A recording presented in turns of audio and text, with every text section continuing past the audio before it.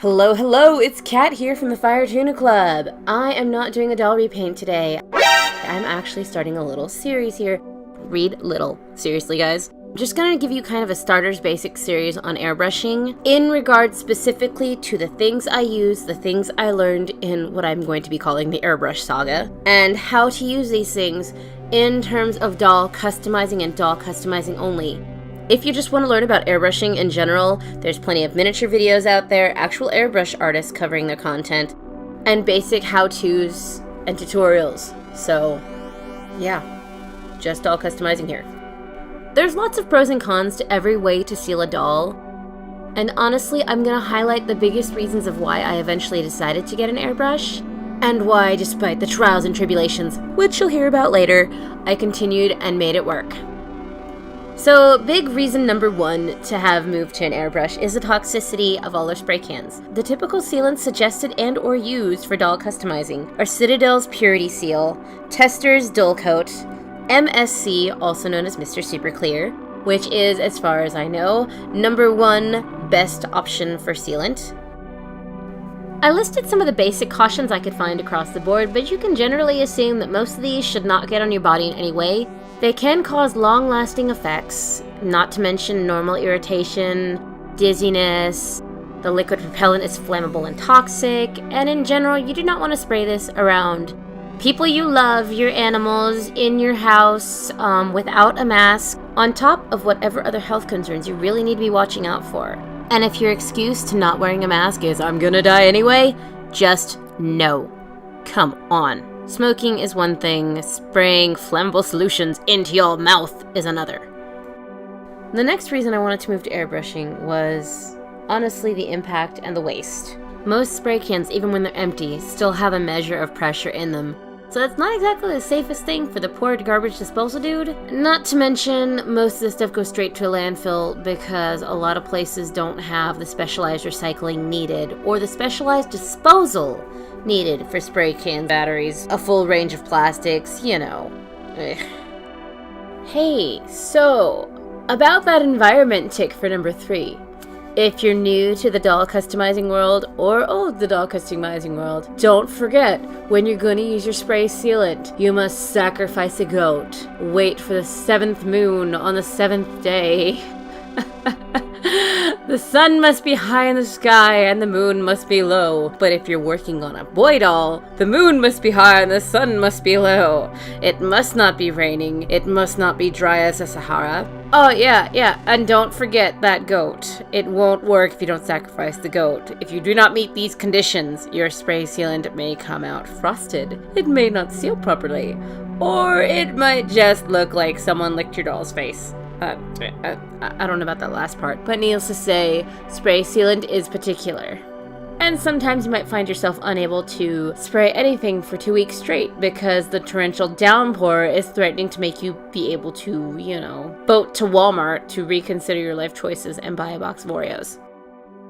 Remember, this list is prioritized for what I feel is important to me. You might put this higher up on your list if you ever consider it, but the next point is cost. I'm going to keep this very simple right now. I'm going to do a Google search as of 4/26 here, and there we go. That is per can. When I refer to the cost here, I am talking about overall, and I'll do a comparison here when I get to the next part of this video. Just keep these numbers in mind, okay? As a multi-medium crafter, here is the biggest reason that I was sold on the airbrush. When you're getting the spray sealants, you're getting spray sealants and nothing else. When you get an airbrush, you get versatility. My jumping point was definitely getting an airbrush for sealant. However, I also knew that I could use it for skin tone changes, painting, airbrush painting, other stuff like... When we were dealing with the Airbrush Saga, he reminded me the airbrush wasn't a paperweight. It was just a really expensive, reusable can of air. Not very reassuring, but he did have a point. The he I was referring to is Mr. Fire Tuna Club himself. He is partially the reason that I can't even make this series now and actually make some modicum of a informative series on airbrushing. So to keep the Airbrush Saga, yes, I know what saga means. To keep the Airbrush Saga short, there's a couple of things you need to know about me that are listed above. I'm not going to cover them. You can read, you have eyes. Those things in mind, I made a hard call to actually buy an airbrush. And when I brought the airbrush, all the components, all the pieces, and included them with the used airbrush my brother gave me that he promised worked, I got an air compressor that came broken. The manufacturer would only offer me a coupon on the part that wasn't there instead of actually sending me a working product. Hey Zenny, I'm talking about you. You really should send working products. Come on. I tried some of the basic things that should have worked, and when I keep saying this, keep in mind my airbrush was bad. My brother thought it was good. I guess it sitting so long was not good for it. So the paints that I should have been able to use didn't work. The sealant I should have been able to use didn't work. I could barely spray water out it. And yes, you have to clean airbrushes. I was cleaning mine at the beginning, the middle, and at the end of every project and still could not get it to spray properly. My local airbrush expert, my brother, was not available to help me out for weeks. He eventually just purchased a new airbrush for me because he just didn't have time to meet up with me. He eventually solved my problems, but that does not stop the fact that I needed to know what was wrong because I like being able to do my stuff, and to do my stuff, I need to know how it works. It did not solve the problem in a way I'm happy with, but it solved the problem so I can continue, and in the future I will become informed on how to deal with these issues when they arise naturally. And for the other people I asked for help, the doll community isn't that informed on airbrushes in our situation specifically. Like, there are people that do it, there are people that use it, but when I asked questions, I got, oh, well, I just use acrylic paint out of the bottle and it works just fine. I don't know how to answer that question because I just use it. This was given to me, I just use it as it is. I don't know how to answer your question. I'm not knocking the people that helped me. You guys were amazing. You kept me going while I was actually working on the problem, but the information was so spotty that it was not extremely helpful.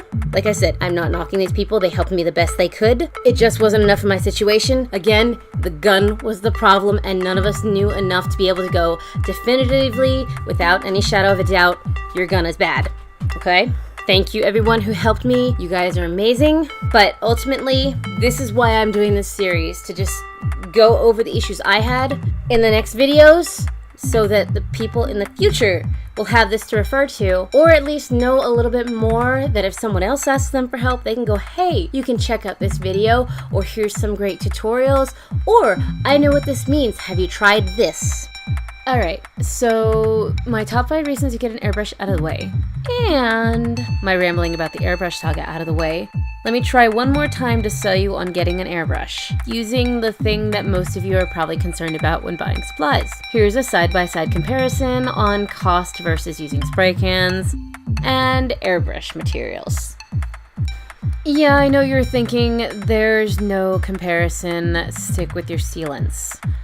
Remember, ignoring my reason of top 5s, you still can think of the fact of the longevity of the airbrush. I know people have been using their airbrushes for upwards of 15 to 20 years and they're still going strong as long as you take good care of them. And the fact that, yes, most of us will probably not be customizing dolls forever, as we usually want to go on to bigger, better things, or even some of us are already moving on to making our own dolls from scratch. Sealants are still helpful, yes, but airbrushing is a lot more versatile. You can do more with it. And if we move on from the hobby completely, the airbrush is a lot more resellable versus, hey, here's a half-used can of MSC. Would you like to buy it? I'm just saying. So, this series will continue in parts at some point, as with everything else I've been doing. I kind of just do it when I feel like it or when I have it on my mind. And I will explain more. If you guys really, really want this series to continue as soon as possible, comment below, ask questions. I will try to find the answers, or I may have already struggled through the issue and can answer it for you. Alright, so I know that was a big first intro video, but I had to start somewhere and I wanted to plead my case. The next couple of videos will be more informative, less rambly. That being said, the typical ending is coming. Get ready! If you like what you saw and you want to see more, comment below. If you want to get notifications about videos when they drop, don't forget to click the little bell button. You should subscribe to my channel because I'm awesome. Subscribe to my channel. I can't even do this with a serious face anymore. Oh, man. You guys know the typical ending. I'm not going to do it for this one. The Airbrush series is not like the doll repaints. Thank you so much for watching.